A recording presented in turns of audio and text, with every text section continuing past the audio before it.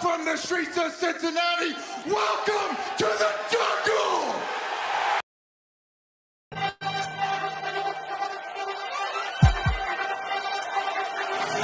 Let's go. Stripes, stripes, stripes, stripes, stripes, stripes, yeah. Stripes, stripes, stripes, yeah. Stripes, stripes, stripes, yeah. Orange in the day, black in the night. Stripes in our veins, sparks gonna fly. The beast is awake, orange, black and white. Cause when the jungle come alive, who day we ignite and Cincinnati, we gon' rise and in the jungle we unite and dripping orange and black and white. Who day when we fight, live and die in these stripes. Wake up the beast, every day is a feast. Time to bust it off the leash. In the jungle dripping heat, tigers strike the city streets. East side stand up, west side stand up. If you reppin' who day, time to put your hands up. Bengals stripes, we in it. New day, new age, yeah, we get it. Cincinnati jungle fitted. Who they in our house, we win it. Orange and black and white, we build it. Earn our stripes, you know we kill it. Bleed our colors, jungle dripping. Nasty, natty, yeah, we lit it. Lit the crowd, get the city loud. Yeah, we feasting now. Fit the bounce, make the city howl. Now we beastin' now. Thunder through the tunnel, from the sideline to the huddle. Stripes we tatted on the jungle when we flex that who they muscle on them. Stripes, Cincinnati, we gon' rise and in the jungle we unite and dripping orange and black and white. All day when we fight, live and die in these stripes. Stripes. Now who gotta move like it on? Stripes. Now who wanna move dancing on? Stripes. Now who wanna move on? If you got stripes and you let the city know you rock 'em, yeah we got 'em, yeah we fought 'em. Like that black and orange up on 'em, bingo bought 'em, never stop it till the beast of feasting on 'em. Who they rockin' with the diamond stripes, flossing on the ring. Cincinnati, she's our queen, we gon' show the world who king. Orange in the day, black in the night. Stripes in our veins, sparks gonna fly. The beast is awake, orange, black and white. Cause when the jungle come alive, who day we ignite and Cincinnati, we gon' rise and in the jungle we unite and dripping orange and black and white. Who day when we fight, live and die in these stripes. Now who gotta move like it on? Now who wanna move dancing on? Now who wanna move on? Who day when we fight, live and die in these stripes. Hey guys, what's going on? Welcome to the show. This is Sports with Strawberry Ice. I'm your host, the Iceman, Jeff Trunapole. And as always, I'm bringing you sports from a West Side point of view right here in the great city of Cincinnati, Ohio, home of the AFC North champion Cincinnati Bengals. Now, do me a favor, if you found the show, hit that like and subscribe button, smash that thumbs up. I'm up to 1,509 subscribers. As always, I appreciate every single one of you guys.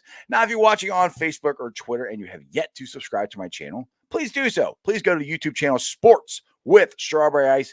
Hit the subscription button, hit the bell for the notification, and every time I go live, you'll be notified. Also, exclusively in the YouTube chat, we're doing super chats.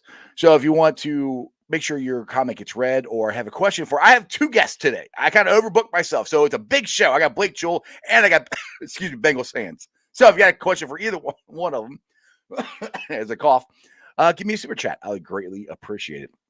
And as always, I'm coming to you live from the Ice Cave. And the Ice Cave is brought to you by T Properties. T Properties, quality housing for quality people. Check out their website at www.tpropertiesllc.com for all your rental property management needs and your rental needs. All right, guys, tomorrow the combine actually, gets started. They get on the field and they start running around and doing some stuff. So it'll be interesting to watch, see where everybody grades out. Like I said, I'm going down Sunday to check it out.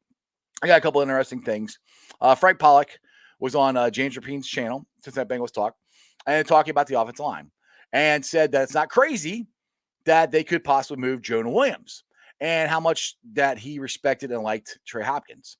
So some interesting stuff. He also said, he hopes everybody comes in and acts like they're starters and is, fighting for it because you got to fight for your job. So it sounds like everything's on the table. It depends on what they do in free agency. I don't know. We got that. We got PFF's article from an agent of a prominent tight end saying that his agent, the agent hopes his tight end goes to the Cincinnati Bengals and plays with Jackpot Joey Burrow. This is going to happen more and more. Anyway, let's get to my guests today. I got Mike Santagina, Bengals fans, and Blake Jewell. Let's get the mic here. He's first, and I'll bring on Blake. Mike, what's going on, brother? Not much, man. Slow season finally, so it was a long one, but it picks right back up like right now. So I had 2 weeks of chill, and now we're right back into it. Exactly. My bad, by the way. I double booked myself because I thought you were on tomorrow and Blake's on today. Anyway, I'm going to have both of you on. I'm going to get to Blake.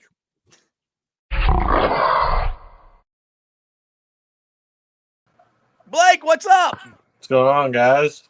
All right, so we got a big show. Usually I only get one guest. I get two guests today. This is awesome. So, all right, from everything that's been going on, which is not a whole lot, but the talks of free agency from Pac-Man Jones saying Ryan Jensen might be signed, to Frank Pollock saying, you know, all options are on the table, meaning Jonah Williams could get moved, Trey Hopkins could get moved. We could have the same offensive line. I don't know. What's your guys' feelings, thoughts on the offensive line right now? Blake, I'll let you go first. Yeah, well, I think they're definitely going to do something. I've been listening to kind of what they're saying. You know, it's like they said, it's been a slow off season, so I've been kind of getting into college basketball. I haven't been fully, you know, checking out all the Bengals stuff. But based on what they've said, I think that's just kind of, you know, how they talk this time of year. They're not going to say, oh, Hakeem Adeniji is terrible, so we're just going to get rid of him. It's just kind of how they talk this time of year. I think they're gonna work on it, and I think they're going to bring in at least 2 new starters. That's not any information I have. It's just kind of I think everybody thinks that they'll at be least doing. 2. So I think that they're going to, you know, bring in some free agents and some draft picks. I don't think they're going to stay with what they have or anything like that. Mike, what do you got? Well, they obviously need more talent. We saw that in the Super Bowl. Yeah. The whole playoffs, really. Mm-hmm. And now there are injuries, but hey, you add more talent, and the guys that were starters become the backups. And now you're talking about a real nice offensive line. I thought the most interesting thing, I thought the Jonah Williams thing was the second most interesting thing that Frank Pollock brought up, because he was saying, yeah, there's a challenge with switching, but it's not off the table, basically. Mm-hmm. Sounded a tiny bit more apprehensive about moving him to center, because he's like, well, you got to snap and set. Right. And that was something I hated doing when I played. And I mean, as a former player, high school, so before the ACL it's still the same position. You still got to do the same stuff. Yeah, I was a guard center hybrid, and I'll tell you, the center is a different beast, man. Like trying to snap and set at the same time. I'm not NFL level, but even in the high school level, that's difficult. And whenever you get inside, things get quicker. Whenever you switch sides, your strong inside hand changes, your kick foot changes, all that. It's difficult, but it's doable, especially for Jonah, who did it in Alabama. So, hey, that fuels my agenda of bringing in a Teron Armstead and kicking Jonah to right tackle, because that's one of the ways I see them really bringing in awesome talent and fixing this offensive line. Because what he said was he wants athletic guys. He wants guys that can pass protect, paraphrasing, but that's basically what he said. And hey, that's my guy. And later on, they asked him, do you want 5 guys that are competent, or do you want a star? And he said, you want a mix of both. Hey, there's a star out there. Right. But he also brought up, like you said, talent. He goes, you got to have talent no matter what. If the guy, like, if Aaron Donald is better than your guys, which he was, that's what happens, you know? So you got to have talent. And this goes to what I've been saying. I've been getting killed on it, but I like Ryan Jensen at center. I think there's a chance you get him. You can move Trey Hopkins over to guard, because he did play guard. It's not a horrible idea. I'm not saying they're going to do it. And then if you get Tyron Armstead, which I'm all for, that then you kick Jonah over to right tackle. You got Trey Hopkins at guard, and then you fight it out for the other guard spot between Jax Carman, Deontay Smith, and those two. Unless you go out and sign Cobra, but I don't know if they're going to sign 3. What do you guys think? It's going to be 2 or 3? I think it'll be 2. And I think in that situation, you might just bring back Reef for left guard. And then Carman and Smith are going to compete for both left and right guard, and wherever they feel more comfortable. I know Carman, PFF scores liked him more at left guard. It was a small sample, but I don't know. I think maybe if you bring in Jensen, you might cut Hopkins just because of the cap hit. I don't know, but they like him, and Oh, I mean, they I like. get it. But my thing is like James brought this up last week. My thing with them cutting Trey Hopkins, they are loyal to a fault to their players, and for what Trey went through with tearing his ACL at the very last game of the 2020 season, well, it was 2021 at the time, and then coming back in June for OTAs and everything, and not missing anything, that holds something for the Bengals and Mike Brown. So that's why they could cut him. I just don't see them doing that because of how loyal they are. What do you got on that, Blake? Yeah, I really like Ryan Jensen, but I think that if they do sign Jensen, I can honestly see him moving Hopkins over to tackle and trying that out. It might not be, something that'll work, but I could see them attempting that.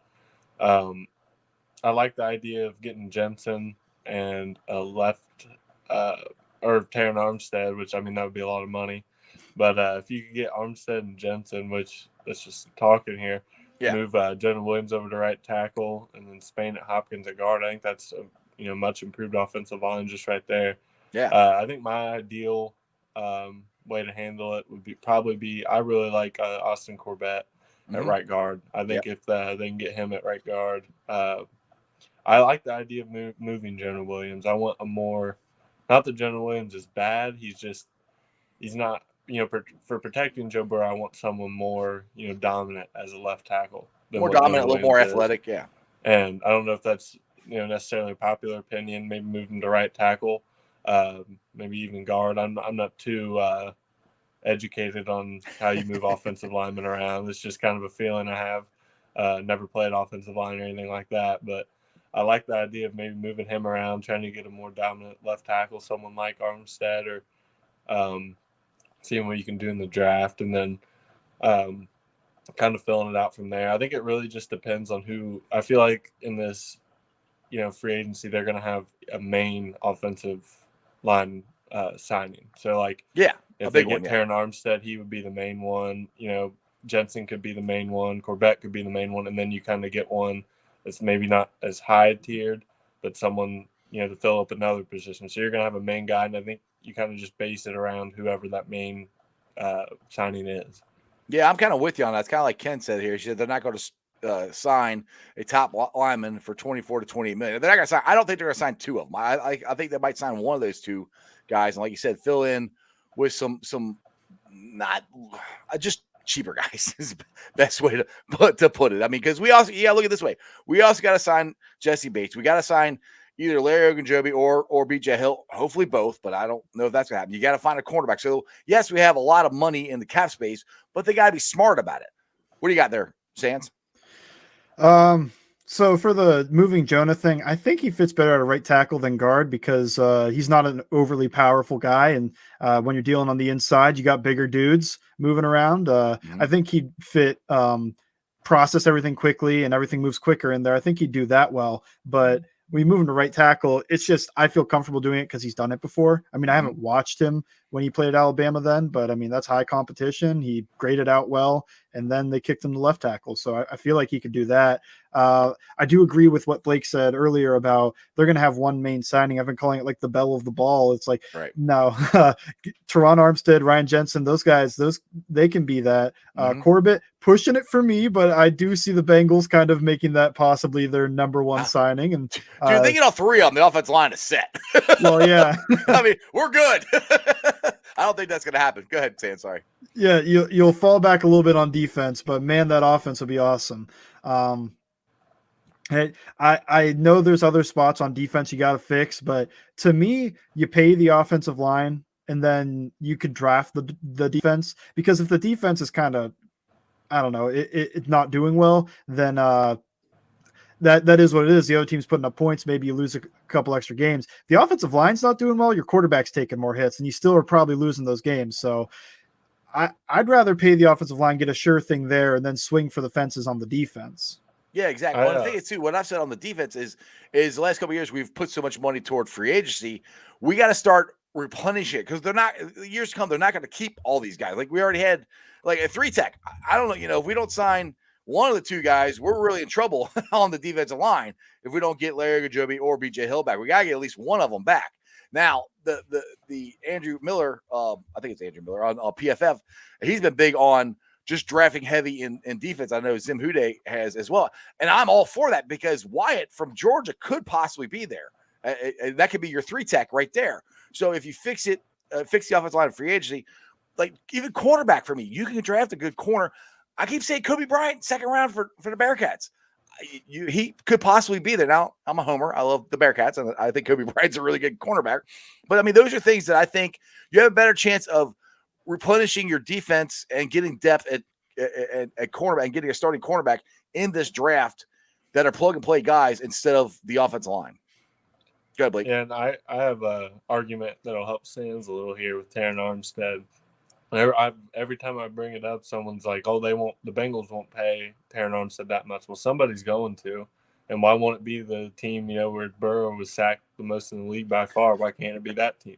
Right. And that's my argument. It's like why can't they do it? Why not us? Right? Why not us? It's like someone's going to pay him. And then talking about drafting defensive players. Another thing that the draft in general, something I really like is.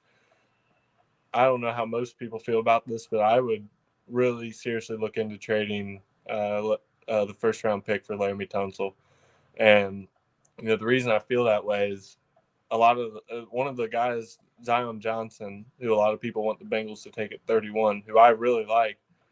You know what you're getting with Laramie Tunsil. You don't necessarily know what you're getting with Zion Johnson. It's like, I mean, it's easy to say in hindsight, but with that Billy Price pick, wouldn't you rather have traded that for a player that's we at least know what he's capable of? And I think that's the kind of mindset they have to take this year.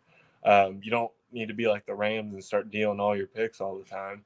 But the 31st overall pick, you still have the rest of your picks. You have money. I would offer 31 for Laramie Tunsil. And then there's your tackle right there. You can move around Jonah. You still have free agency to find guards or centers. You still have second and third round picks to find more offensive linemen. So I think if you trade that pick 31 and get Laramie Tunsil, I think that it brings a little more flexibility. And you're getting, I don't know if Sands, you would be able to speak more on this, but I consider Tunsil probably an elite tackle. Is that fair to say? Pass protection specifically. Probably top 3, and I don't know, maybe top 5 or so left tackle overall. He's awesome. Watching his film against Myles Garrett was just, he's one of the few guys out there that can handle him on an island for, 20 snaps in a game. And that's something that changes the whole offensive line. That's awesome to watch. Now Luke has tweeted me out and talked to me on Facebook. He's a good buddy of mine here. He says, and he's not a big Armstead fan. He said, haven't we learned a lesson from Wayne's? Armstead is injury prone. He has not played a full season in 9 years. What's your guys' thoughts on that? Because he's right. He is injury prone. I got 2 quick ones. One is that he played 16 games twice in his career. He missed 2 games because of COVID 2 years ago, and then played 2 playoff games. And he missed 1 game 3 years ago and then played in the playoff game after. So it's not like he can't handle a 16-game workload. In fact, one time he wasn't even injured. He just got sick. And secondly, with that, Wayne's missed 4 games over 4 years, and he's played in like 2 games for the Bengals in 2 years. So you really don't predict these injuries that well. Yeah, there's a little bit extra injury concern with somebody like Teron Armstead because he's coming off the knee surgery and because of the history. But I think that one, it's a little overstated because he does play a majority of the games every year. He plays, I think, about 12 and a half games a year, including the playoffs. And then to go with that, how do you predict these injuries? You let your medical staff check them out, make sure they're okay, and then not much more you can do. I mean, Trey Waynes was an Iron Man at corner, and then he couldn't play for the Bengals. I mean, Jonah Williams, Iron Man for Alabama. Then he gets to the NFL. He misses 1.5 seasons out of 2 years. So I think it's difficult. Now, one thing I want to roll. Hold on, Blake. Let's see. I want to roll back before we get too far away from this. The Jeremy Tunsil trade. If the Titans or Texans are going to give us Tunsil for 31 straight out, I'll take that all day long. I personally don't think they're going to give us Tunsil just for 31. You're going to have to give up future draft picks, money, something else, I think, to get Tunsil. And to me, that's where the problem lies, because the Bengals still need their draft picks, and they hold their draft picks very dearly. but they do need them for depth because let's be honest, this team isn't that deep. They need to be able, and that's what this draft could be, is a depth draft. So I'm with you, Blake. I hope they take it, but I just don't see them giving us 31 for Tunzel. Like I said, they did that. Sign me up, but I think they want more than that. I don't know exactly what the details would be. That would just be like the main piece. Yeah, right. There'd probably be more, but my argument about the Terran Armstead being hurt all the time, I'd rather have Terran Armstead for 13 games than Isaiah Prince for 17. So I would take that. That would take that pretty easily. Yeah, I mean, like I said, I would take it. I'm good with it. I mean, like Sam said, because you don't know what injury, who's going to get injured. It's football, But that, to me, goes to where we got to get depth. And the thing is, people are always banging on Jax Carman and Deontay Smith. And Frank Pollock said this in the little press thing he did today, that he expects them both to make big jumps this year. He also talked about Hill, the center we got from Georgia. Those three, put it this way, by the end of next year, we will know if these guys are going to be NFL caliber linemen for sure, because they usually make a big jump from the first year to second year. Just look at Logan Wilson. Look what he did from his rookie year. I know it's different positions, but it's still rookie year to your second season. So those guys can make a big jump as well. So you got to factor that into to development, but you're not going to know that until we get into it. And we're basing all this on right here, right now. And I am not willing to let both those guys, be our guards. One of them, okay, if you have, I say, a lockdown center and your tight ends are fixed, because Sands, like I said, I know you know more about offensive line than I do, but I always look at it this way, and I think this way the Bengals look at it. They always pay money for centers and tackles, and if you have an anchor at center and two anchors at tackles, that helps your guards out. So you don't have to have the greatest guards ever. You can have a Trey Hopkins at guard. You can have Carmen Jackson at the other one, and I think they would perform better than they did this year. Oh yeah, anytime you're adjacent lineman is awesome. I mean, that's going to help you out. Right. If you're not, even that works at tackle, even though you can isolate those guys a little bit more. If you've got an awesome guard next to you, that every time that guy's going to try to go inside, he'll take his head off like a Bobby Williams did. That helps you out at tackle, man. Other way around, obviously, when you're a guard and you've got great tackles and a good center, that helps you out a lot. Just the amount of help. And there's so many combo and some type of double team blocks out there that it's like, yeah, if you have an elite guy that's going to really move dudes and you don't have to do that much, that helps you out. And I just think the overall bringing up of the talent in general is going to help guys that aren't all that talented look better than they are. Exactly. Now, Ken here says, what's your view on trying to get Moss at right tackle? If they get Ryan Jensen at center and then your right tackle is Moss, I'm okay with it. If Moss is the only one you sign, you got to sign another one. If you get Moss, you got to get Jensen or you got to get Corbett, in my opinion. What do you guys think? I think Moses is kind of like a younger Riley Reef. I'm fine with it. It's a fine complementary piece, but like what Blake said earlier about Isaiah Prince, I'd rather have Teron Armstead for 13 games than Moses for 17. Yeah, right. Exactly. I'm with you on that. What do you got there, Blake?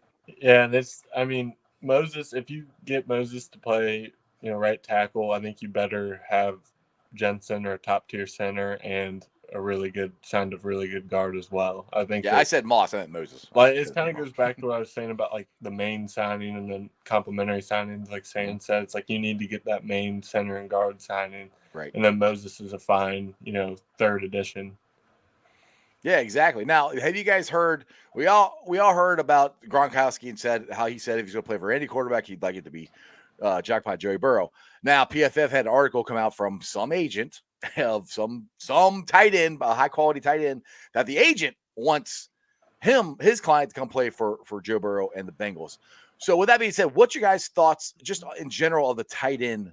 Because we got to get.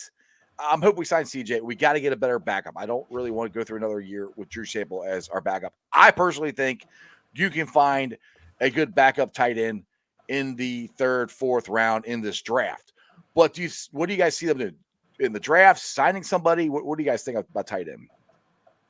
Yeah, I like CJ Uzomah. It kind of just depends how much money he wants. I mean, I think he's like a perfect Bengal in terms of like locker room and how the fans love him and all that stuff.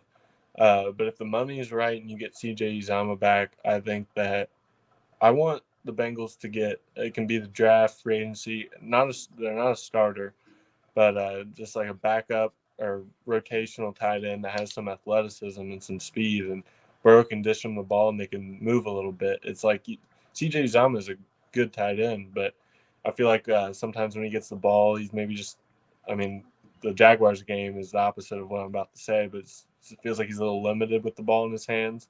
So I want a more athletic tight end to kind of play behind CJ Uzama and, just bring another threat there. Just Burrow to get him the ball quick and let him run. Mike, what you got? I think this is one of the only times I'm differing on Blake so far. It's just I don't think I guess I'm differing from you too, Ice. I don't know if I'd draft a guy just because the Super Bowl window is the next 2 years to me. Like that's the biggest it's going to be. And those guys always take 2 years to really acclimate to the NFL. I think, hey, if Evan Engram doesn't have a good market, that fits what Blake wants. He's a really athletic tight end. Got to get him to hold on to the football, but he's really athletic and move. I think that there's Gerald Everett's my guy. He's athletic. He can move. He can block. He can do it all. I haven't watched the Jalen Weidermeyer, but he's had like a weird free fall. I haven't watched him. I just know that at the beginning of the year, he was everybody's number one tight end, and anymore he's like tight end 6. So if he's there in like the 4th round, sure, take him. And you could roll with 4 tight ends, I guess. And just because you can't cut Sample just because of his contract. No, I'm not saying cut him. What I would like to see is when we go to a 2 tight end set, that we actually have a possibility of the second tight end actually catching a pass, which yes, there is a chance Sample can, but he's not known for it. Usually if we're in a 2 tight end set, we're probably running the ball, to be honest, the way it's been, or at least last year. That's where I would like a small upgrade.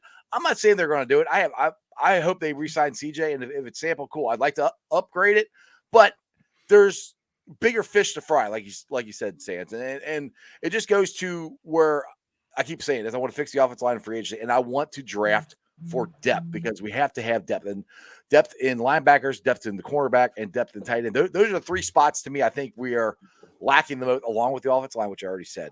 But if we're going that direction, we're drafting for depth. Where do you guys? We all know we're take the offensive line out. We know that part. Where's the next group that you guys are trying to draft for depth? For depth, I think the sneaky one is wide receiver. Because Auden Tate's probably gone. Right. Stanley Morgan or Mike Thomas are your wide receiver 4 right now. If they both come back or one of them comes back, because I don't see them re-signing Auden Tate. Or is it Trent Taylor or Trent Irwin or whoever? It's not somebody that's very exciting. Right. So I think you get a guy that's got a little potential, a little juice to him. Let him be the 4th wide receiver if somebody gets hurt or if they still take breathers. Even the most amount of snaps that are played, it's like 80%. So guys going to go in there for 20% of the snaps or so. This is a really very wide receiver heavy offense. 3 wide receivers almost at all times. You need a 4th guy. So getting a 4th guy with some juice, that sounds like some fun to me.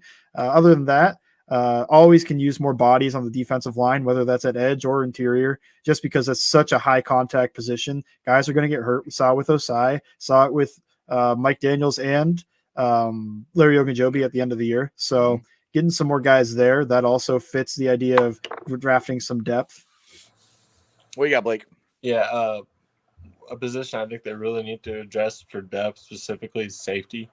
With the Carter Allen retiring, obviously, and I do think Jesse Bates is going to be back next year, but there's some uncertainty there, and then there's some. He'll be back. We just don't know if he's going to be a long-term contract. Because they can franchise. He ain't going anywhere. Yeah, anyway, that's the thing. It's a little uncertainty there. Free safety with Jesse Bates, and then Von Bell. You don't know what will happen in the next couple of years with him. I'd like them to keep them both, but I think they need to take another safety in there. Kind of fill Ricardo Allen's role. The guy I really like, Verone McKinley from Oregon. He's probably one of my favorite. Like, I'm not saying top 10 prospect. He's one of my favorite prospects this year. He's the safety from Oregon, and I really love the way he plays. I'm not sure I'm comfortable drafting him where he'll be selected as depth. He's probably a 3rd round pick. So I don't know if I like that, but that's one of the guys I like. I haven't looked too much into safeties aside from him. I know they got one from Miami, Ohio that kind of fits that role. That would be a fourth or fifth round pick.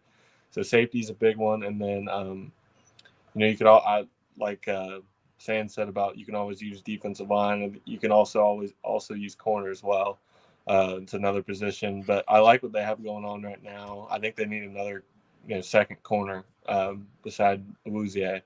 But after that, if they can't get back Eli Apple, I think they need to bring back Trey Flowers, and they signed Jalen Davis. So you could also look and see what you got there. I actually really love the depth at linebacker. I'm not sure how other people feel about that, but you're going to get Akeem Davis-Gaither back. You got Pratt and Logan Wilson, and then Joe Bocci he looked pretty solid when he played this year. Marcus Bailey is pretty solid depth. Clay Johnston, he played hard when he was playing. And then you got Jordan Evans. I'm not too sure what they'll do with him, but I kind of like the depth behind the first three at linebacker. I'll get to the question for Ken. He said, question for all. I want to know why the Bengals do not run at all any plays with a two-back featured set T formation or I formation, Evans and Mixon. I think Sands will probably be a little better at describing this one, but one of my favorite plays they ran this year, or favorite formations, was Burrow in the shotgun with Mixon on his right and Uzama on his left. I don't know how many times they ran it. I didn't watch it back again and count or anything like that, but I was there live when they did it a couple times. I think it was Jacksonville, and I like that formation a lot. And I think they could do something similar with Evans and Mixon, but I'm not too sure. Sands is a lot smarter, like the X's and O's than I am, so I'll let him take the rest. He's the film study guy of the group here. So about the I formation, T formation specifically, it's just you put Evans or Mixon at fullback, and I'm not sure if they're going to do a very good job of leading through the hole on ISO or anything. So that's the one issue with getting in that with those two. I've always thought that, hey, if Drew Sample can run block, maybe he could play a little fullback, but they don't seem to want to try to do that. What Blake was talking about, that split back gun, that's some awesome stuff. Really hammered it with the Ravens. And what that does really well for them to have Uzama on one side, Mix on the other, is that when the Ravens run all those exotic Wink Martindale blitzes, they've got bodies coming from depth to pick them up. And that's why it works so well against them. And really, Wink had no answer for it in that first game. And that's why, Burrow went crazy in the second game by the time he did come up with an answer because, hey, he's a good quarterback. But exactly. You come up with that, and for the run game, not going to do much for you, really. I mean, maybe you can get Drew Sample is a fullback. That's what I think sometimes when I watch him. Get the ball in his hands, he looks like a big fullback. Right, exactly. Not going to do a ton for you in the run game, but in the pass game, that split back gun, two back type shotgun set, that does a lot for you to help pick up blitzes. Exactly. Hey, Mike, I know you got to get out of here, so I appreciate you jumping on, man. And like I said, sorry for messing the days up. I might get scatterbrained sometimes, though, but I appreciate you coming on, man. I appreciate you having me on. It was cool. I enjoyed the 3-person show. Yeah, I've done this in a while. I tell everybody where they can follow you, your handle and all that stuff before I let you get out of here. Just follow me on Twitter at Bengals_Sands, and you'll find everything from there. All right, Sands, take it easy, brother. See ya. Yep. All right, Blake, it's just back to you and me, man. All right, so let's see here. Let's get to Augie's here. Do you guys see Evans getting an increased workload next year? Do you think he stays about the same? He flashed explosiveness at times when his number was called. Honestly, I hope he does, but I got a bad feeling it might be like Gio. Gio, in my opinion, they never used him like they should have, and I'm hoping that changes with Chris Evans because I remember that deep pass he got in Detroit, and that was awesome. What do you think, Blake? Yeah, so people that follow me on Twitter know I've been a little vocal about Zach Taylor's play calling. I'm not a huge fan, but I do think that he was holding a little back to protect Burrow with that offensive line. Mm-hmm. So I think if they get an offensive line and he kind of lets Burrow go a little more, I think Evans fills more of a role into that because the playbook's going to open a little more when you have a better offensive line. I think when the playbook opens more, you can get some of those roles where Evans can contribute. You weren't all like the Lions play, for example. We didn't see much of that, for the rest of the season because Burrow would get tackled before he could throw it. Right. So I think that when they get an improved offensive line, that's going to also bump up Evans' role. Mm-hmm. I think we're going to see him run out of the backfield and catch a little more. And I still think they need to do it more with Mixon as well. Anyone can go on YouTube and look up Joe Mixon college highlights, and you'll see Baker Mayfield just throwing bombs to Joe Mixon. Right. And so I think that they can work Mixon and Evans both into the passing game a little more when they get to open their playbook a little more because offensive line. Yeah, exactly. That's honestly, Blake, I said that all season. People kept asking me, like, well, when's this offense going to get consistent? I said, when the offensive line gets consistent. I mean, when they get, when Joe Burrow just think if Jackpot Joe Burrow can actually get to his third read, what that's going to open up. Because I mean, he's 1-2 and the ball has got to be gone or he's got to be out of the pocket. I mean, it's been like that for the last 2 years. So, I mean, once they fix this offensive line, it's going to open up so much stuff in this offense, and it could open up more for Chris Evans, could open up, like you said, more for Mixon. Because I mean, Mixon got more into the passing game this year than he has in the past. And hey, Mixon can throw the ball too. Remember the touchdown he threw in the Super Bowl? Mm-hmm. He's just an athletic guy. And this is what I'm about to say. I don't know why I just thought of this, but I was looking up some stats last night, and a lot of people, the previous draft class before, so it'd probably been 2020, when they took T. Higgins, or 2021, or 2020 when they took T. Higgins. Mm-hmm. A lot of people are they're saying, well, Justin Jefferson is the best receiver from that draft class, but they're putting Higgins at like 5th. Bull crap. Look up what? Oh, he's at least second. Yeah, he's second. Yeah. If you look up the stats, and considering Burrow missed a lot of games and Burrow's had a terrible offensive line, T. Higgins is the second best wide receiver out of that draft class, and Jamar Chase is the first out of this draft class. So you got the number 1 receiver out of the most recent and the number 2 out of the one before that. So I think in the draft this year, it doesn't have to be early, but they've clearly been pretty good at evaluating wide receiver talent. So yeah, exactly. I'd like to see him go back to it. Yeah, I mean, Zach Taylor, because he said it this week in the combine, they asked him about, it's different this year. Last year you picked 5th, this year you're picking 31. He goes, yeah, well, we got T. Higgins in the second round 2 years ago, so we'll be all right. you know. And I know somebody said it here in the chat her earlier, but Linenball, hopefully he's there at 31. I'll be shocked. I mean, if he's there, yeah, the Bengals are going to take him. They'll be running, I think, to the table to. I think he's going to Baltimore in 17. Don't tell me that, Blake. Don't tell me that. That's just what I've been. That's what I'm kind of feeling there. I've been running some mock drafts, and I'm like, I get to that Baltimore pick, and I'm like, they're gonna do it. Well, that's why Bozeman might be gone because so that does make sense. Now I'm gonna go to like I said, Andrew Miller, who has done some stuff on Twitter and talked about fixing the offensive line and doing a draft heavy on in the drafted defense. I'll get it out here in a minute. I just want to put this is one of his mock drafts. I'm good with this. If you Wyatt, that's the one I keep talking about. There's a very good chance that he will be there. And Jalen Pierce, if I say it wrong, but that fixes 2 of your things on defense, because we're most likely going to lose either BJ Hill or Larry.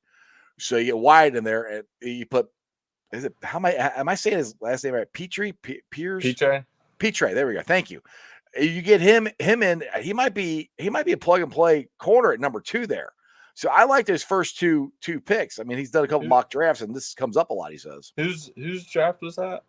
Andrew Miller. I think it's Andrew Miller. I keep forgetting. When you put it up, I thought it was mine. I did one today. I didn't post it, so I was like, "How'd you get it?" The first 3 picks are exactly the same. I stole it from you. The first 3 picks are exactly the same in mine. Like I did that today, and then I had I took Ariza 2, and I forget the other. Oh, Marquise Hayes from Oklahoma instead of Fortner. Andrew Russell. Sorry, it's Andrew Russell. PFF's Andrew Russell. Okay.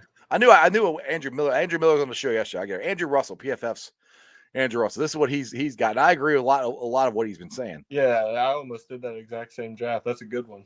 Yeah, I mean that works for me. We'll see what happens, but This is what's fun. That's what's fun about this time of year. You can just talk, and that's all we're doing is talking. So because we have absolutely no idea what's going to happen. And people keep asking me like, "What do you think they're going to do in the draft?" And it's just like I said last year. I don't know until I find out what they do in free agency and which way they'll go. We all think it's going to be offensive line as far as free agency goes, and then hopefully they draft the best player available. That's what I think they're going to do, but I have no idea. Well, I think obviously been around the Bengals. I'm 22 now, so I've seen. God, you're old, Blake. Man, I've seen quite a few early draft picks in my life that the Bengals have selected, top 5 draft picks. The draft is much more fun when you got a good team. Because I mean, sure, when you're picking 5, you're getting Jamar Chase, and that's so much fun and it's great. But when you're picking 31, you already know you got a good team. Now you get to see what they're adding to it, and there's a lot more suspense to it. It's going to be a lot more fun this year, I think, when you're not picking it 5th overall. Yeah, there's a lot more intrigue because it opens it up too. Because especially, like I said, I sound like a broken record. You fix the offensive line free agency, it opens it up to be able for them to be able to take the best player available, and that is where every NFL team wants to get to, where you're not drafting for need. And right now, if the Bengals didn't get into free agency, they would be drafting for need. They need to fix this offensive line.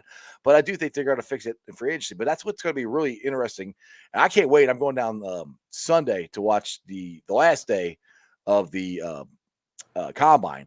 I wish I was going there earlier so I could watch some of the big guys run, the offensive linemen run. But I get to watch DBs and I think it's DBs. I don't remember. I have to look it up again. But it's gonna be interesting to watch, which would be cool because I'm gonna keep an eye on Petrie, see what he looks like. And I'm of course my 2 boys from the Bearcats. You got Sauce, which we're not getting him, and Kobe Bryant. Now Sauce will be gone in I think the first 5. I think. Yeah, I haven't watched Kobe Bryant yet. Like I said, I've taken a little break after the Super Bowl. I've been getting into some college basketball, so I'm not fully into my draft or free agent stuff yet. It should be pretty soon, but been enjoying some basketball. Oh, speaking of that, I'll be watching some Indiana after this game, after this podcast. So, I think that they're going to need to take a corner at some point. I like Eli Apple. I think Eli Apple, if you sign him back as the fourth corner behind, you got Woozier at number 1. Mike Hilton, I consider him like a 3 because he's in the slot. He's a slot. I think he's the best slot in football, to be honest. Yeah. And then your second outside guy, I think you need to upgrade there. And when I'm looking at the Bengals roster, 2 years ago when they were talking about drafting for need, they needed everything. And now in this draft or going into this offseason, offensive line is priority number 1. But outside of that, the only other need that I consider you have to address it no matter what. 3 tech could be up there, but I think, the second corner is probably the only one where I'd be hammering it like they need to do this. And I think that's the second biggest need, and then 3 tech would be the third. Yeah, people we got one in here that likes Eli, and then you got another one here that says get rid of Eli. And people ask me this all the time: do you want Eli back? I'm like, yes, but I promise that I don't want him to start. I want him. I want him at 4, not 2. I go to a watch party every Sunday for Bengals games, or every time there's a game, and there's someone there, and they always said, they said Eli Apple is due for one terrible play per game and 1 amazing play per game, and they said good apple and bad apple. That's what they called it. So he would get a pass interference, a bad one. Oh, there's bad apple. And then, like in the Chiefs game, he had that tackle on the 1 yard line. Oh, there's good apple. Yeah, well, the Chiefs game, he's the one that got the pass interference that got him down that close too. Remember? So so I mean that's exactly it. He was a bad apple, then a good apple. Well, everyone would be cussing him because he makes a mistake, and then about 5 plays later, he makes the biggest play of the game. Right. So you're like, I love him. But yeah, that's where that's why I was getting an argument with the guy at work about that. And I don't want him back at all. I'm like, I want him back as a 4, not 2. I'm like, I kept saying, why do you want him back? I'm like, because he's a good backup. He's not a freaking starter. He was never brought here to be a starter. Yeah. But, I mean, now if it happens again, somebody gets hurt, he's going to be in there. But, you got to have competent backups. And your backup is not going to be as good as your starter, no matter what you do. That's the reason they're backups. Yeah, and I think just talking to some Bengals fans, I know some of the older Bengals fans, they don't like how Eli Apple's been talking and all that stuff. Every corner in the league does that. It's just he was a little more vocal. But every cornerback in the NFL talks like that, and they talk trash. That's just how corners are. And I think that, I honestly kind of liked it. I'm like, I don't mind it, but then when they come at you after you get burnt, you kind of got to take it. That's kind of where I'm at. I liked it because it started the first Chiefs game, and every week, Eli Apple is going to make a mistake. They're going to lose. Well, he made it all the way to the Super Bowl, so I'm like, he won that. Right. He won that. They're trash. They're waiting for him to fail. Yep. And he made it all the way to the Super Bowl. So exactly. I kind of like it. I like the trash talk. I'm a big Jalen Ramsey fan. He got burnt. Yeah, he got. I know. Everybody T. Higgins got the face mask, but T. Higgins burned him. Other than the face mask, Jamar Chase burned him. Chase. He got killed. I don't care what Ramsey got. That was the worst game of his career. They destroyed him, and just all right, Blake. That goes again to how excited I get about fixing this offensive line. You give T and Jamar more time and Burrow more, we're going to destroy people. Jalen Ramsey's considered one of the best quarterbacks in football, and they destroyed him in the Super Bowl. Yeah, that was the worst game of his career. And if you've watched any other Jalen Ramsey game, he's just incredible. He's lockdown. I don't like. I think Mo Eggers said his on 1530. He says he doesn't like the term lockdown corner. I don't either. But if you're going to describe somebody as that, it's going to be Jalen Ramsey. Well, I think it's. Oh, sorry, go ahead. I was just saying what they did to one of the best corners in the last 20 years. It was just. And with the offensive line performance, I think that just shows how incredible Burrow, Chase, and Higgins are. Right. That was crazy. And one thing I say about lockdown corner, with this zone scheme that Lou runs, I don't think we need a lockdown corner. We just need another guy who's as good as Cheetah and Hilton. Neither one. They're both really good. Don't get me wrong, but I wouldn't consider either one of them lockdown guys. They're really good cornerbacks, and that's what we need on the other side. Because you got those two and Bates and Bell in the backfield, in the secondary, we're gonna be really. I think we're gonna be fine, to be honest. And then we do, like you said, we do have to get some depth there because Ricardo Allen retired. We got to sign Flowers. There are guys that we need, but the thing is, Flowers they picked up in the middle of the season, so there are guys like that they could pick up as the season progresses, training camp progresses, stuff like that. So they can find depth as far as that goes later on down the road. So that I'm not as worried about that as much as I am as the number 2 cornerback and the offensive line. Those are 2 big needs for me. Yeah. And speaking of depth, I don't know how much longer you're planning on doing this show, this episode, but no matter what I'm doing, if it's a podcast, any podcast I do this off season, they need to extend Stanley Morgan at least 3 years. And I'm on the number 1 in the Stanley Morgan fan club. There you go. He's one of the best special teamers in the league. He's an amazing blocker as a wide receiver. And I said, before the offseason started, any podcast show I go on, I'm going to say they need to extend Stanley Morgan no matter what. I agree with you on that. What do you think about this? Bill Jordan said the Reed kid from Seattle is a good fit at 2 cornerback free agency. You got any thoughts on Reed? I honestly haven't looked anything up on him, to be honest. So I can't speak on it. Can you? I'm not too sure. I haven't looked at many free agent corners. See, I have, but I don't even remember. That one doesn't come to. I think I know who he's talking about, but I'm not sure exactly. Yeah, so I've heard. Sorry, Bill or Bill. Is it J.R. Reed or something like that. Oh, he just said the Reed kid. And maybe you could give us some information there, Bill, because both of us are at a loss right now. So, he said I think it's DJ Reed. Reed still doesn't ring a bell to. I'll get off it when I get off here. I'll try to look up BFF and try to give you some more my thoughts on him tomorrow because I don't have any thoughts on him right now, to be honest. It sounds a little familiar though. Yeah, I know I've been on JC Jensen, but again they're not gonna get him. That's too high. It'd be great to get him, but that's too high of a price. And that's the thing is, the Bengals are about 50,000 under the cap. But the thing is, they got big spots to fill, big money. Like Jesse Bates, they got to sign him. And then we're just talking about at least 2 offensive linemen. So that's where I'm always like, they got to be smart about it. And I think the big money is going to be that's going to be your 3 big ones right there. So it was like last year we signed 5 free agents. I don't know if we're going to sign 5 this year. It might be 3, and one of them might be Jesse Bates. As far as big free agents, I'm gonna clarify that. As far as big plug and play guys, it might be just those 3, and then you also get BJ Hill or Larry O back. They got to sign one of the 2. They have to, because I don't know who's going to play a 3 tech who you got. You got Sample could play there. You got the kid from LSU. Why can't I think it was Big Daddy Bayou? Shelvin's a 1. Yeah, Shelvin is a 1. You're right. He's a nose. I don't know who they put there if they don't sign him.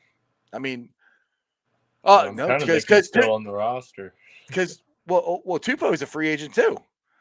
Yeah, I believe he's about a 1 as well. So it'd be Hill, Ogunjobi, the guy they signed. I got DJ Reader, still got him, so that's good. From the Titans or from the Raiders. The playoffs. Can't remember his they name. called him Two Check because he played us. Yeah, I know you're talking about his name, but he's not really a guy I would rely on though. That's that's where I'm like, they gotta get BJ or they gotta get Larry. I mean, like I said, obviously I would like to have both. I don't know if that's going to happen. Hopefully it will. But I mean, so that's the thing too, is like you can't forget about the defensive line, because there are guys that we need to either sign back or we need to fill, which again goes back to hopefully drafting heavily in the draft on defense, which would be the exact opposite of what we've done the last 2 years. Last 2 years have been heavy offense in the draft, and the free agency has been defense. Mm-hmm. I think they're going to flip it this year. I think it's and I just mean offense. I mean offensive line, and then defense heavy in the draft. Yeah, I think that it'll be defense in the draft as well, especially with the cornerback class this year's very good. So. Right, exactly. All right, Blake. Well, it's about almost 6:30. I usually roll about an hour, and you've given me more than enough time. I appreciate you. I want to let you go so you can watch. You said Indiana. You watched Indiana Hoosiers or the Pacers? Yeah, Indiana Hoosiers versus Rutgers. Big game tonight. See, I watched my Bearcats get their ass kicked by Houston for the 5th freaking straight time. It was a good first half. Yeah, but we did show up the beginning of the second half. They forgot to show up. I'm like, you got to you're playing Houston, man. They're a tough freaking. They're the Bearcats of old. This is what's pissing me off. It's like playing Houston is like playing the Bearcats of old, and we're not there yet. And it comes down to we have to get more talent. I mean, Wes has got more guys coming in next year. I think we're on the uptick. I'm just really tired of getting my ass kicked by them. I'm tired of losing to them. I'm tired of losing to Xavier. I want to get back to at least competing for them. So anyway, Blake, tell everybody if you got any articles coming out or what you got going on here before I let you go. Yeah, I'm just working on for all Bengals. I'm working on a little off-season guide, just listing the current players on the roster, a little overview of each position, and some free agents and draft picks they can add to improve each position. So I'm working on that, so that'll be coming out pretty soon. That's about it. Other than that, so awesome, man. Well, like I said, I always enjoy reading what your articles and everything you tweet. So you're a great follow. Go follow him at Blake Jewell on Twitter. And like I said, we got one thing's going to stink is we got next week, and then we have finally have free agency. But the week we have free agency, I'm going to be on vacation. So I've been struggling to talk about stuff for the last 2 weeks, and the free agency hits, and I'll be in Florida. So don't worry, I'll be around. I'll be talking about it on Twitter or something. Anyway, Blake, I appreciate you, man. Let's do this again sometime. Who day? Yep, have a good one. You too, brother. All right, guys. Like I said, go follow Blake. Like I said, he's a really good follow on Twitter. He puts a lot of good stuff out there. Augie, you want to know where my hoodie is? Or you want to see the hoodie? Let's see. Let me get your comment down. There you see. It says that Bengals. Let me move the mic here. Hey, says that Bengals. They got the B. The other B, and got some cool stuff on the back of it too. There's the hood. Say Bengal stripes. It's badass. My wife got it for me on Facebook 3 years ago, something like that. So, because people ask me all the time, where'd you get that from? I'm like, Facebook. Go there and check it out. Ken, I agree with you. Is it March 15th or 16th?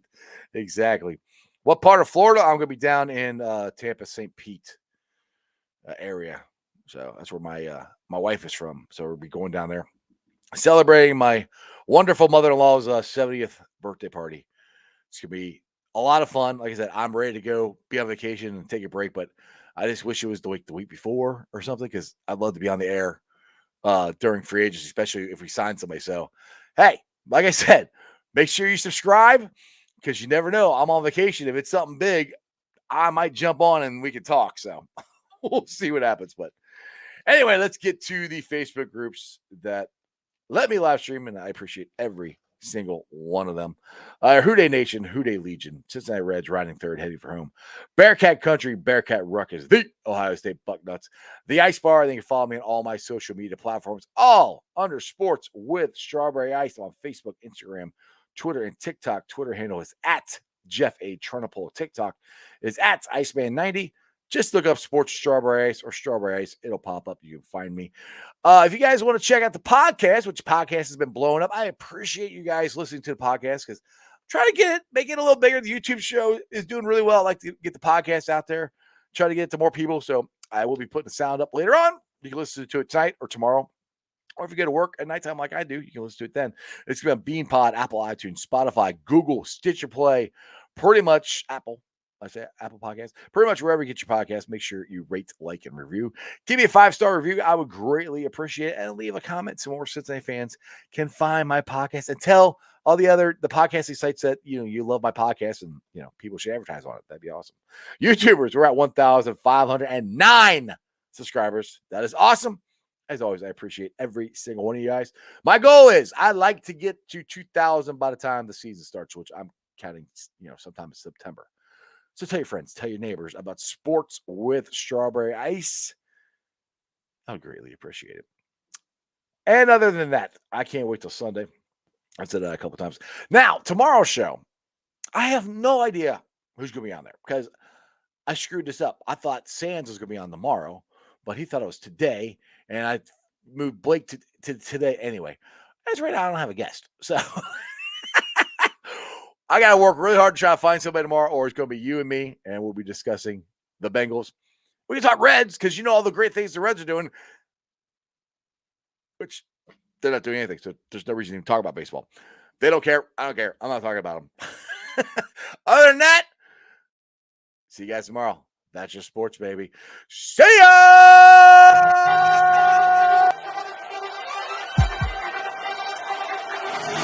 Let's go.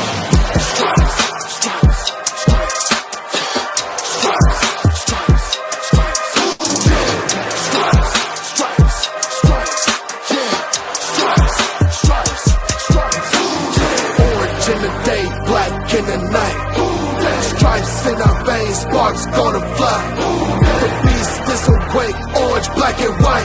Cause when the jungle come alive, Houday, we ignite. And Cincinnati, we gon' rise. And in the jungle, we unite. And dripping orange and black, it's like Houday when we fight, live and die in these stripes. Wake up the beast, every day is a feast. Time to bust it off the leash. In the jungle, dripping heat. Tigers strike the city streets. East side, stand up. West side, stand up. If you reppin' Houday, time to put your hands up. Bengal stripes, we in it. New day, new age, yeah, we get it. Cincinnati jungle fitted. Houday in our house, we win it. Orange and black and white, we build it. Earn our stripes, you know we kill it. Bleed our colors, jungle dripping. Nasty, natty, yeah, we live it. Lit the crowd, get the city loud. Yeah, we feasting now. Fit the bounce, make the city howl. Now we beastin' now. Thunder through the tunnel from the sideline to the huddle. Stripes we tatted on the jungle when we flex that Houday muscle on them.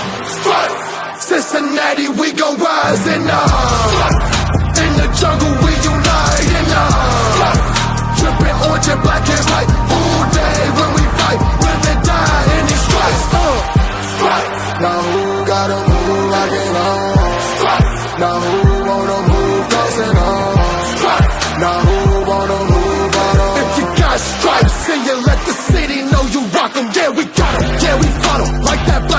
your bottle, bingo bottle, never stop it till the beast and know who they rockin' with the diamond stripes, flossing on the ring. Cincinnati, she's our queen.